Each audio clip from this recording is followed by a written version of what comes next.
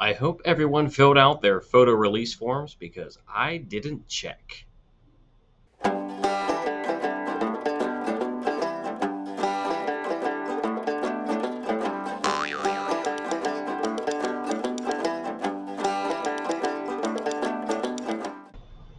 One of the key components of cooperative extension work, that's kind of its bread and butter, is working with youth. A lot of times we think of youth development, youth engagement through extension, through the lens of 4 H, but really it's more than just 4 H because a lot of the youth in our community aren't involved in 4 H clubs or 4 H projects. And so sometimes we can take opportunities to get a captive audience and extend the research that's done at the university into classrooms at public and private schools around the state. One of the things that we've noticed, and I believe this has been noticed by lots of other organizations as well, is that despite efforts over the course of 100 plus years trying to bring agricultural research based information into not only the hands of agricultural producers, but also the public at large, there are still a lot of challenges associated with bringing that to bear. That's why it's so valuable that we're able to kind of speak into the lives of young people at the most formative moments of their upbringing, while they're in school, while they're children, to kind of instill within them a knowledge and perhaps cultivate, no pun intended, a passion for agriculture and the role that agriculture has in their communities, and also the country at large.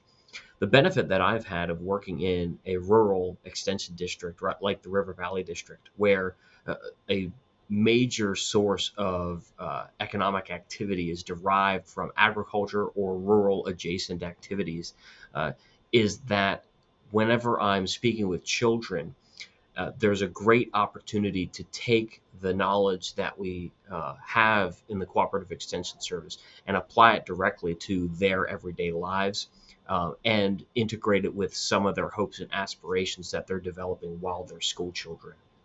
Our team of 4 H and youth development personnel in the River Valley District has done a tremendous job of creating and discovering opportunities for us, the agents, to go out into these various venues and audiences, and share what we know, share the knowledge that's generated by K State in the form of school enrichment activities.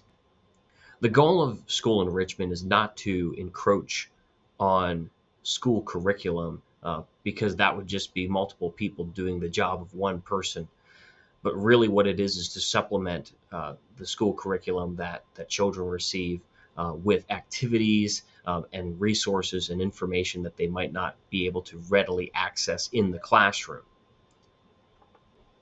One of these events that I get to be a part of every year is the Washington County Ag Day. Now, a lot of schools will have an Ag Day sponsored by the State Farm Bureau Federation in each of the counties. But our extension unit has really taken ownership of the one in Washington County, to provide an opportunity for all the fourth graders in Washington County to come to the fairgrounds and have a day of learning all about the agricultural industry in all its various forms.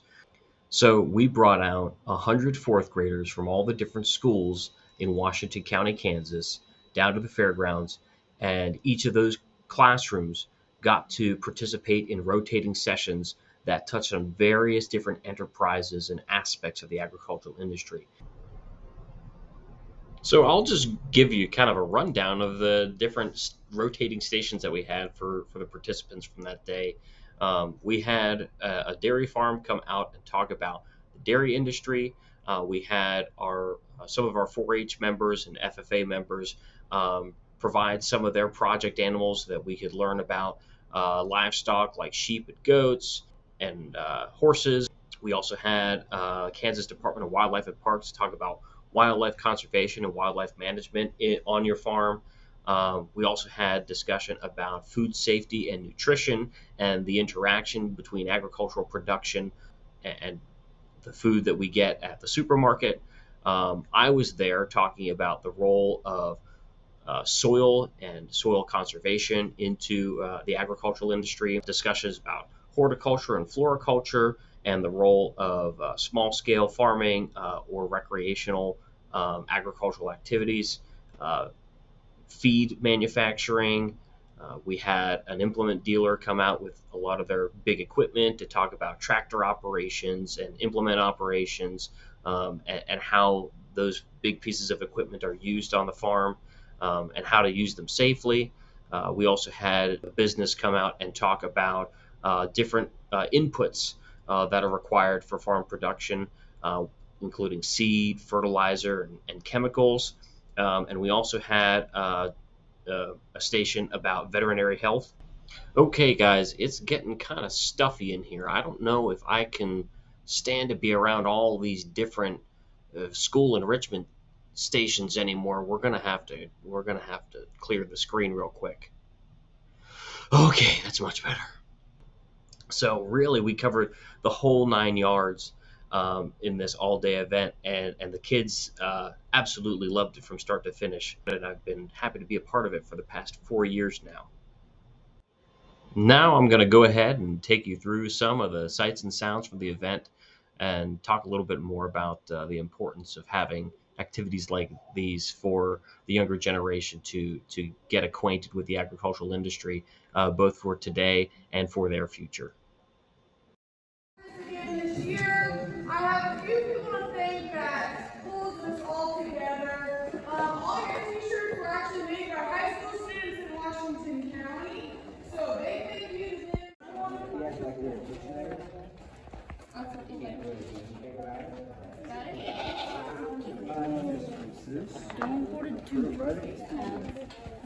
them.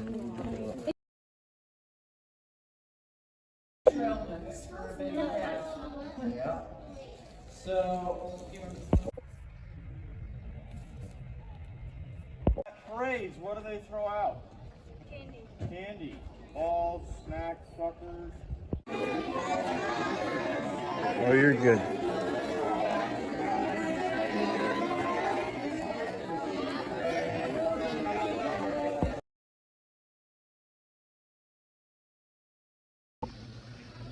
I'm here at the Washington County Ag Day, where I'm going to be teaching 100 fourth graders all about soil conservation and agriculture in north central Kansas. You can even see I've got a shirt that was designed by one of the participants of today's event. So it's going to be pretty chaotic, but also going to be pretty exciting.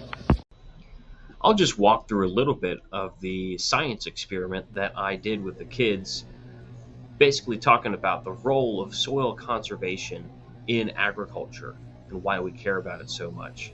So I started by discussing the three basic building blocks of a lot of our soil types through the three soil textures: sand, silt, and clay, and spent some time discussing their differences and connecting their differences to experiences that they've had in the past. So, for example, the grain size of sand, being larger than silt and clay, does not retain water between molecules as well. And so it doesn't retain moisture as easily as some of our other soil textures.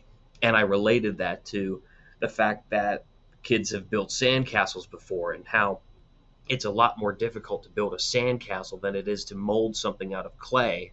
And the explanation for that being the differences in the size of each particle. So I created a simple contraption just by flipping upside down a cardboard box and cutting a hole in it that would fit a sink strainer, which would then be molded to fit a coffee filter in it. They'd create their concoction, for lack of a better term, put it in the coffee filter, and then I would set it in the sink strainer, and then we would gently pour water over it to simulate the effect of a steady rainfall. And then they got to observe through the bottom of the contraption how much water came through, how quickly it came through, was it filled with sediment that we might expect from something like an erosion event. So it was an opportunity for the kids to really see with their own eyes what the differences are in different soil types and why that matters for things like crop health and the quality of the land.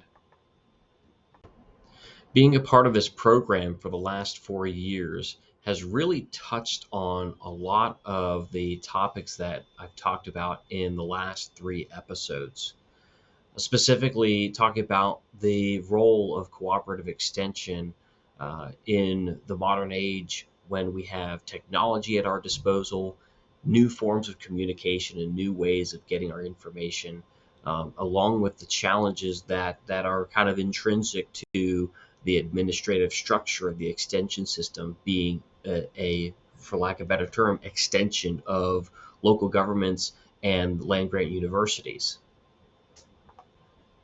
You might think with discussions of the elephant in the room of extension as an anachronism in our rural culture, that the days where we'd have to provide school enrichment to children about agriculture, its importance in society, and helping to shape perhaps their future aspirations for what they want to do with their lives, that those days are over, because of the advent of technology and new communication methods that have theoretically improved our ability to disseminate educational information to children.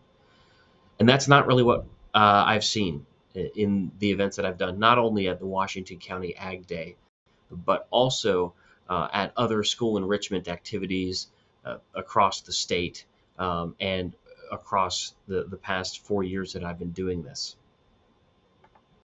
Instead, what I've noticed is that the need to reacquaint the younger generation with knowledge of agriculture, even just at a fundamental level, is greater than ever. Now, you might think that this is a major indictment on the educational system and the extension system. And you know what? Maybe it is. It's possible that the systems that we have in place in our society to train up children in an understanding of the world around them have faltered and fallen short of our expectations. I'm not going to dispute that case at all. That being said, I also think that the subjects that we've discussed in previous episodes, specifically the role of information technology in the past several decades, has also been a contributing factor. You might even say it's a compounding factor. In my opinion, the reason that we're seeing either a degradation or at least a slow progression of fundamental knowledge about the agricultural industry in our younger generation is related to the explanation for how our economy and really our society at large transitioned from an agrarian society to an industrial society right around the time that the cooperative extension system was established in 1914. At the turn of the century, we saw a major move from farming being the primary profession in America to all sorts of economic activity and social activity centering around alternative industries. So really it was a major pull away from rural America into urban America. And that's kind of hard to translate into today's terms simply because we don't necessarily see the physical movement of people whenever we look at this trend. Really, what we're observing is this kind of movement in digital space. So, if you think about the explanation for why the cooperative extension system was created, it was basically, like I mentioned in previous episodes, to make sure that rural America was not left in the, for lack of a better term, proverbial dust as the country was moving to a new form of social and economic reconstruction. And I think what we're seeing in the age of the internet is another social and economic reconstruction around digital technologies, digital information technologies. And I think that's having an impression, a large impression on the young generation as well. Less and less are children, physically, emotionally, socially integrated with the local agricultural economy that they may have been 100 years ago. Um, but rather there's a greater share of social and emotional integration with the digital world. What that means, or at least what it implies, is that in as much as the young generation is integrated with digital information technology as a source of building their sense of community, their emotional development, their relationships, all that sort of stuff, things that we would traditionally be concerned about with our younger generation. But in as much as that is taking place, the agricultural industry's influence on forming the young mind is only as influential insofar as they are also integrated with those digital spaces. Now, it might be easy to hear something that I'm not trying to say. What I'm not trying to say is the agricultural industry needs to move in a direction that is hip and cool in the eyes of the young generation. Integrated with things like TikTok and doom scrolling. But really, what I'm getting at is we need to provide an avenues, multiple really, to reach into the digital world that the young generation is living in now, and put our stamp on things, leave our mark, so that, like I mentioned also in previous episodes, whenever we're able to leave our mark, we can also bring the next generation with us to come out and touch grass with us. So where does that leave us? Where do we go from here? In my view, there's kind of two paths, two divergent paths that kind of characterize where we can go forward from this moment and the lessons that we can draw upon whenever we think about the role of agricultural education in the schools, in the lives of the next generation. One path is to resign ourselves to the seemingly growing chasm between the way that we go about educating children about the agricultural industry and how the young generation actually grapples with information that they use to incorporate into their own lives. And like I said, this would be a resignation. This would just be us saying, okay, we're going to check the box to say we did the thing, but not actually be concerning ourselves with the future trajectory of our children and making sure that they have a well-rounded upbringing and a well-rounded path forward in life, so that we're basically equipping them with everything that they need to make decisions for their life, for better or for worse. The other path would be to lean in to the moment that we find ourselves in right now and to see where the next generation is and meet them there, not necessarily keeping them there. An old adage that I've heard in numerous contexts is that the way that you love someone well is to meet them where they're at, but love them enough not to leave them there. And I think that's really a great strategy or a great ethic to employ whenever we're dealing with the next generation. Because at the end of the day, it's the next generation that's going to be taking care of us whenever we're old and addled. So it behooves us, it's in our best interest to make sure that we're doing everything we can to make sure that they have successful, flourishing lives that are well-rounded, grounded in reality, and filled with all the resources available to us so that they can stand on our shoulders and make their lives everything that they're meant to be. Thanks for joining us for another episode. I'm Luke Byers, and you've been listening to and/or watching Gab in the Cab. We'll see you next time.